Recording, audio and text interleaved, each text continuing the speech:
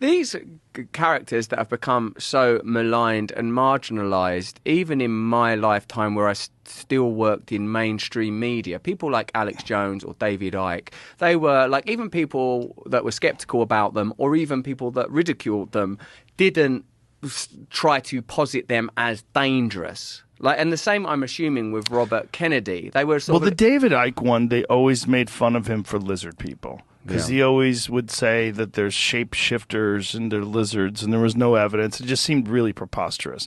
And then in the beginning of the pandemic, he was trying to connect COVID with 5G. There was a lot of weird, like, he's got some squirrely ones. Believe it or not, like, it's hard to say, like, to the general public, Alex Jones is way more reliable than David Icke. But he's way more reliable than David Icke.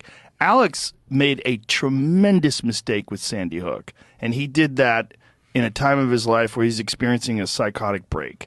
He was drinking a lot, and he was having a mental breakdown, and he really believed that everything was a conspiracy and that the government is essentially run by these evil demons who are trying to depopulate America and ruin people, and he thought they were trying to take away people's guns, and he was convinced that someone had convinced him. I don't know I don't know what documentaries or what videos he saw, but he was convinced that they were using crisis actors and that they were orchestrating a false flag. He was obviously very wrong. Yes.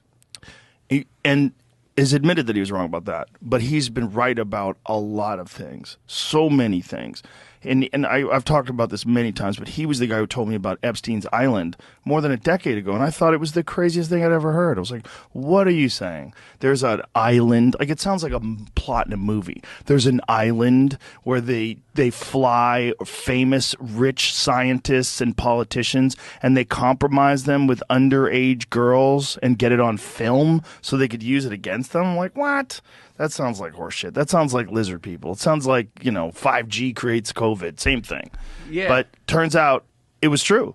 And it's one of many things. He was the first one to warn me about a social credit score system. He's like, they're going to try to implement a social credit score system, and your money is going to be tied. They'll have centralized digital currency, and your money will be tied to your social credit score system, and you step out of line, you won't be able to buy things. You won't be able to travel. You won't be able to do anything. They're going to try to keep you within a 15-minute radius of your home, and they're starting to do that in places. Yeah, all of it's real. And in China, the social credit score system is 100% real and implemented.